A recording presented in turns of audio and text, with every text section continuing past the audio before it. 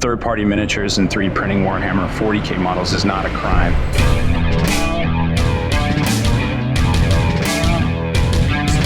Spiky bits. Some of our biggest posts of the year here on the site are our Black Friday and Cyber Monday posts, and this year's one featuring third-party miniature sales was no different. Third-party miniatures and 3D printing alternatives are not ruining Warhammer 40k. Something else entirely seems to be happening, and the source may be closer to the game than you think. Check out our latest editorial below on the topic, along with our list of the 50 or so best third-party miniatures and alternatives to Warhammer 40k that may be worth a look for your next hobby project. This is in response to an opinion piece about the state of Warhammer 40k and the idea that third-party miniatures and 3D printing are ruining the game's competitive nature from another site. Let's look at some facts behind what may actually be happening with Warhammer 40k and if 3D printing and third-party miniatures alternatives are ruining the game. Let's begin with some clarification of what exactly third-party miniatures are. A third-party miniature is anything you can buy not from Games Workshop that is similar enough to be used as an alternative on the tabletop. 3D printing alternatives fall under the same category. But instead of buying minis, you buy the STL file and print it out for yourself. This can range from full models to bits.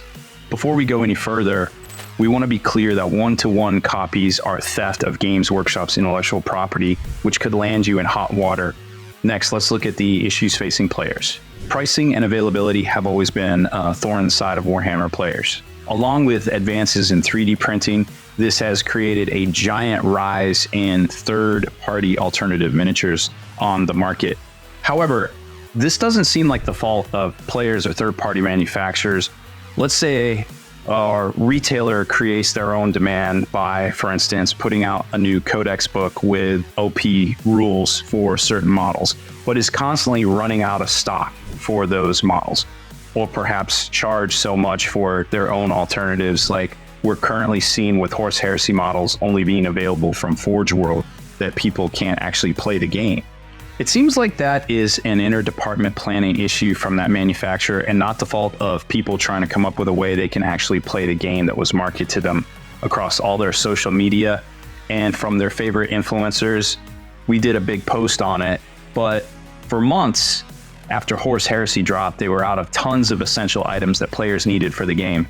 If you didn't go the third-party route or use 3D printing, you couldn't get these items for months.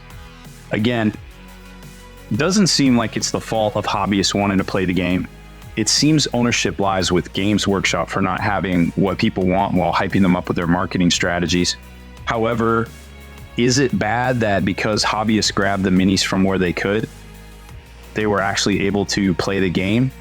Instead of just sitting around for months without playing, people were learning a new game system and actually playing the game. If you ask us, that sounds like a good thing for any game system, Horus, Heresy, Warhammer, 40k, or otherwise.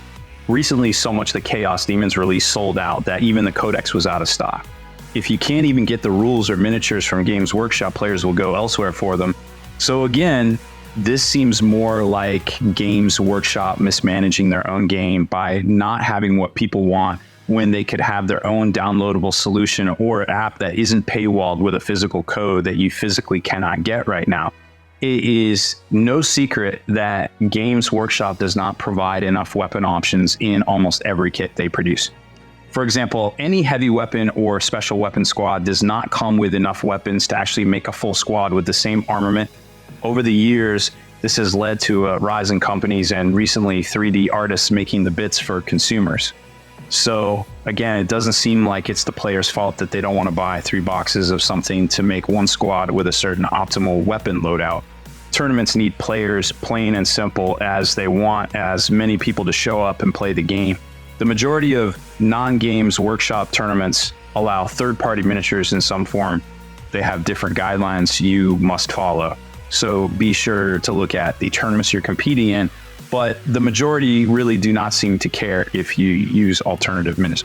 For the most part, as long as third-party minis are about the same size and have recognizable weapons, tournament organizers generally don't care.